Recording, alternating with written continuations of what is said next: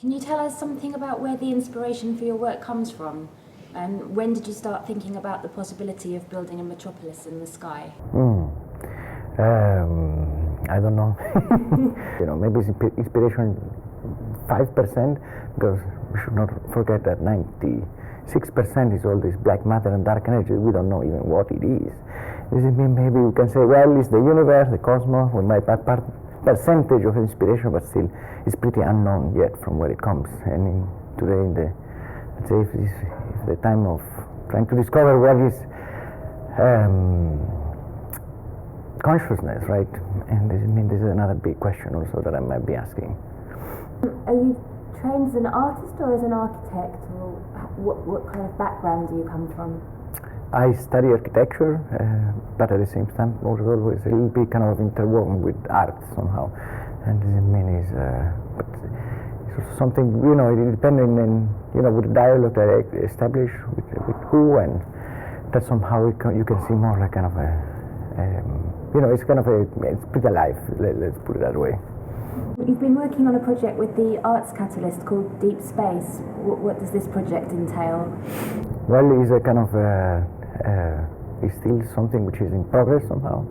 Is something we're trying to realize, and it somehow is a kind of maybe try to make an analog for kind of a long mission, let's say, to the moon or to Mars or to even further deep space, some other galaxies, and to try to rehearse on Earth of what might be a journey of such a scale. And meaning rehearse not only, it's a little bit also like go into kind of a more psychology and medicines, and we try to collaborate with other disciplines, and everybody somehow come together to try to see if we can rehearse somehow to another journey. In 2012, you were part of a 2-day workshop at the Hayward Gallery, yes, in imagining possible solutions to forming habitats in extreme locations, including deep space. Yeah. Can you maybe share some of the proposed solutions with us? Well, let's say, also when half of the answer is in the question, or somehow also. Does it mean? And also when I always talk about inhabitation, one of the, I think, so the sentence which somehow was also defining this project of this space was a sentence by Mr. Fuller, when he was all the time saying, we are today flying on a spaceship Earth, right? And try to understand that we are floating today and traveling very, very fast around the sun.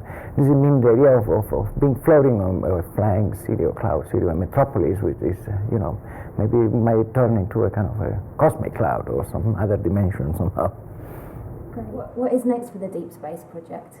We're working now a little bit with Rob and our catalyst on the idea of maybe try to do something in the white sand desert in New Mexico, and see if maybe we try to rehearse, we try to build up something there, which I'm quite enthusiastic, and let's see what happens.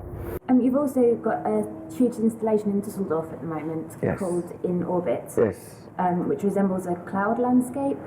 Yes, I don't know, wherever you see.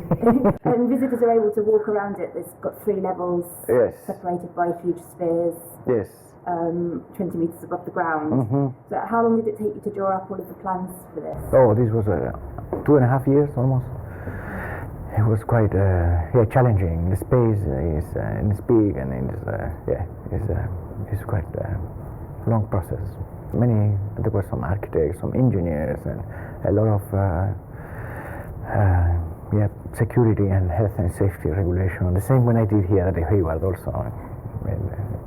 Observatory. I don't remember which year it was, but usually my installation take a lot of time on get the approval for health and safety, basically.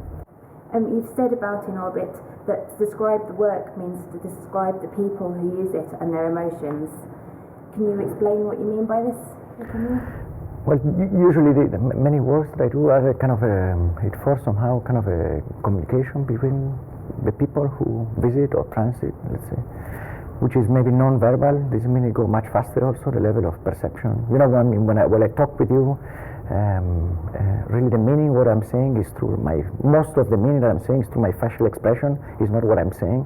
This means you can read a text, and if you don't see myself, you can understand maybe 40%. This means almost equal the capability of me expressing through maybe my body express or with my body.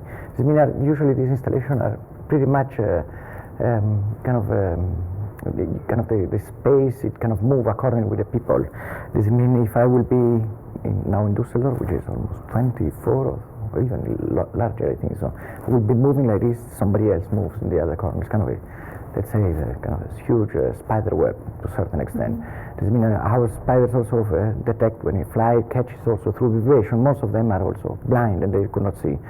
This mean is a space which somehow it requires this kind of maybe I attune this kind of a butterfly effect, right? That there is some kind of a synchronicity or some kind of codependency among people, and then somehow you became aware also how much you influence the space where you are, and how much the others influence the space where you are being at the time.